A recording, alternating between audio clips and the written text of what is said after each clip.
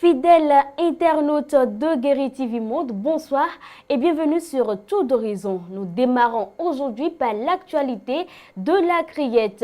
Un jeune homme d'une trentaine d'âge vient d'être condamné à une lourde peine. Il s'agit de 20 ans d'emprisonnement ferme pour avoir escroqué 100 millions de francs CFA à 4 Béninois. Une peine assortie d'une amende de 200 millions de francs CFA et d'une obligation de remboursement du montant escroqué. À travers une telle condamnation, la criette semble indiquer que les dossiers de cybercriminalité seront désormais traités sans pitié. Il n'y a pas que les criminels, les cybercriminels qui ont eu chaud à la criette. Faouzia Sefou, un douanier, vient d'écoper d'une peine de 10 ans d'emprisonnement. Le verdict est tombé ce lundi 27 mars 2023. Son crime est un abus de fonction. Bip Radio rapporte que le disciple de Saint-Mathieu a délivré dans l'exercice de ses fonctions plusieurs fausses quittances lors des opérations de dédouanement. Le forfait qui a permis de le démasquer est la délivrance d'une fausse quittance à un transporteur de produits pétroliers à hauteur de 900 000 francs CFA. C'est suite à un contrôle que ses collègues ont constaté la forfaiture. Une fouille de son domicile a permis de retrouver les preuves d'autres fausses quittances dont la somme des montants avoisine 6 millions de francs CFA. À la barre, le mis en cause a reconnu les faits et s'en est tiré avec 10 ans d'emprisonnement, dont 5 fermes. De Porto Novo, nous nous rendons à présent dans le département du Zou. Dans la soirée de ce lundi 27 mars 2023, des affrontements entre agriculteurs et éleveurs transhumants ont eu lieu. C'est dans un village de l'arrondissement d'Akiza que cela s'est produit. Selon le quotidien en ligne L'Investigateur, il s'agit d'un malentendu entre agriculteurs et éleveurs transhumants qui a tourné au vinaigre. Les bouviers concernés auraient tiré sur 2 personnes avec leurs fusils. L'un des blessés aurait reçu des balles dans le dos et au niveau du cou. Par la suite, ils ont été transportés au centre hospitalier départemental de Goro pour recevoir des soins appropriés. Le bulletin d'information, mesdames et messieurs, c'en est la fin. Restez connectés pour le forum de discussion. Vous avez besoin d'un espace publicitaire pour faire connaître votre société ou vos produits? Seul Guéri TV Monde peut vous satisfaire. Pour tout renseignement, contactez le 00229 91 19 10 10. Guéri TV Monde, le leader des web TV.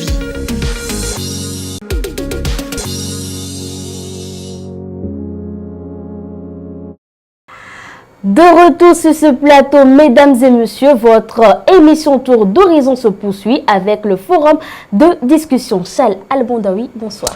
Bonsoir Evelyne Dosso. Charles Albondaoui Adjougou, le maire choisi pour remplacer l'honorable Malik Gomina, fait l'objet de contestations.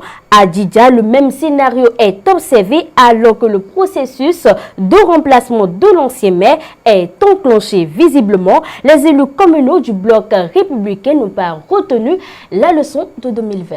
Oui, et parlant de cette leçon-là, j'ai eu la chance de voir quand même le scénario par lequel les maires ont été quand même installés en 2020, notamment dans un département comme le Zou.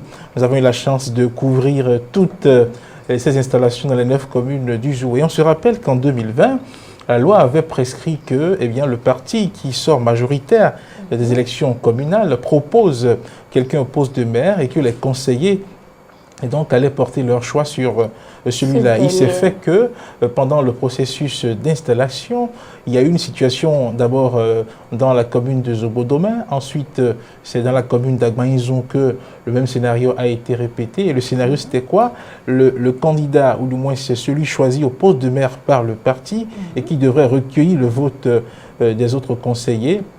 Et c'est vu donc avec un vote exprimant une opposition à sa personne. Le bloc républicain. Donc, ce n'était pas tout le bloc républicain, ce n'était même pas une affaire de parti, c'était juste, à l'époque, c'était que les 2 partis, à savoir le bloc républicain et l'Union progressiste à l'époque, et même la FCBE, il y avait eu le scénario un peu partout comme ça. Donc, à Zobodomain, on a eu le même scénario, à Agmaïzon, c'était pareil, et par la suite, dans une commune comme celle de Djidja, le jour où la programmation a été faite pour installer le maire de Djidja, le préfet n'a pas conduit le processus jusqu'à terme. Et c'était là le lendemain d'une situation qui a eu lieu dans la commune de Zanguenando, où le choix du maire de Zanguenando, il s'est fait que dans la commune, c'était le bloc républicain qui avait donc la majorité. Le choix du maire avait donné lieu à une contestation avec même des échauffourées et des jets de pierre sur le véhicule du préfet. Donc, au lendemain de cette situation-là, la décision a été prise donc de revoir les tests. Et on se rappelle que de façon assez express, les députés s'étaient réunis à l'Assemblée nationale et avaient donc revu le test qui encadrait donc l'installation des maires. Et on est passé donc de la formule du vote des conseillers à l'endroit du candidat proposé par le parti à la désignation directe par le parti. Et donc c'était ça la situation de 2020. Et quand je parle de leçons, c'est que ce sont les contestations au sein des conseils communaux qui ont amené donc les législateurs à revoir donc cette formule-là et à désormais adopter la formule de la désignation des maires tout court. À l'époque, des voix s'étaient élevées pour dire que nous sommes passés de l'élection des maires à la nomination des maires. Mais le test a parlé de désignation, c'était donc les critiques formulées à l'époque. Donc quand je parle aujourd'hui, quand je dis aujourd'hui que les élus du bloc républicain n'ont visiblement pas retenu la leçon de 2020, c'est que les situations qui sont en cours actuellement concernent les élus de ce parti-là.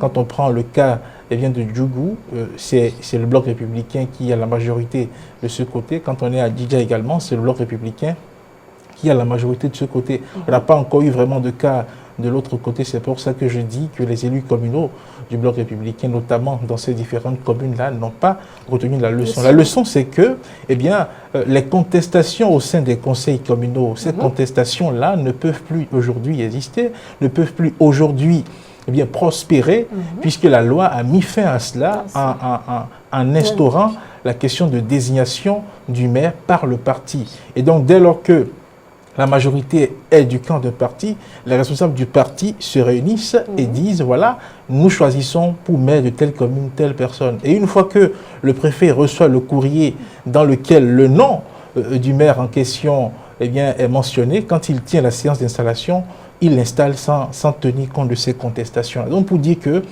il n'est pas opportun de verser aujourd'hui dans des contestations, puisque les contestations ont amené la révision de la loi qui a entraîné donc la désignation des maires. Aujourd'hui, il faut tourner la page, il faut tout simplement faire les choses autrement, il faut observer la discipline de groupe, tout simplement.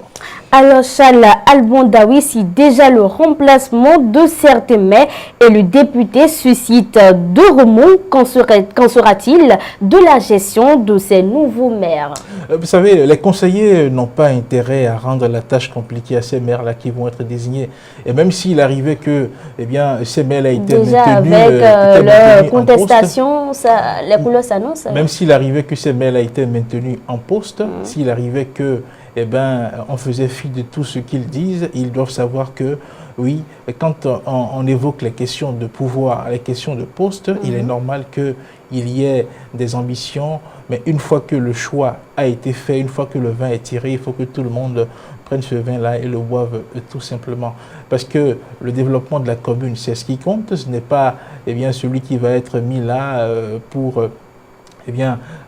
gouverner en tant que maire, ce n'est pas ça qui compte. C'est comment faire pour que la commune puisse connaître un développement. Et je ne pense pas qu'au sein des partis politiques, plusieurs personnes se réunissent pour choisir des personnes qui n'ont pas vraiment le profil. Je ne pense pas que on puisse faire des choix qui ne vont pas vraiment arranger la gouvernance au sein de ces différentes communes-là. Les partis politiques aujourd'hui, à savoir quand on prend le bloc républicain, quand on voit le bureau politique de ce parti-là, je ne pense pas que ces gens-là puissent s'asseoir et faire des choix qui ne vont pas vraiment conduire au développement de ces différentes communes. Donc je dis, une fois que le choix est fait, il faut faire tout simplement dos aux contestations et accompagner celui qui vient, puisque c'est le développement. Peut-être que les autres pensent que ce n'est pas forcément le meilleur choix.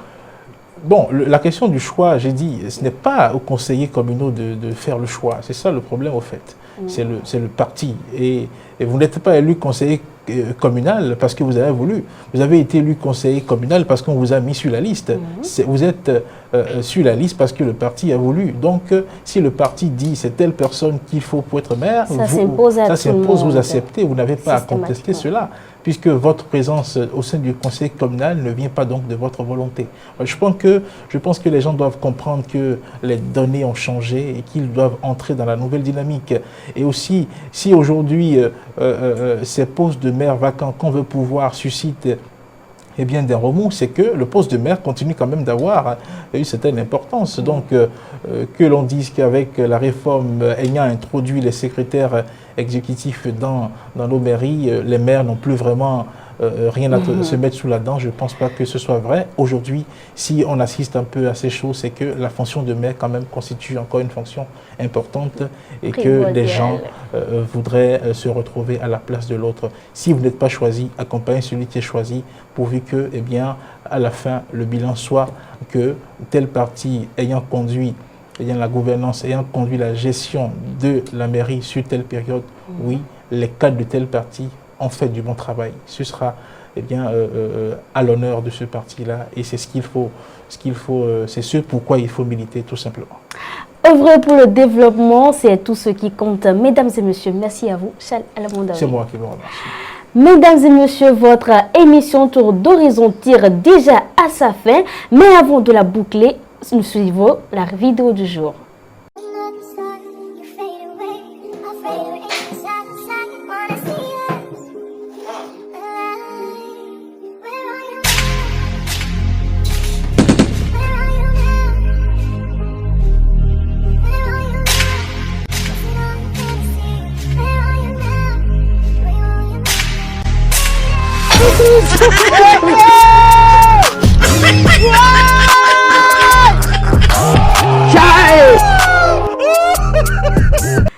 Fidèles internautes de Guérite TV Monde, ne vivez pas pour que votre présence se remarque, mais plutôt pour que votre absence se ressente. Bonsoir chez vous.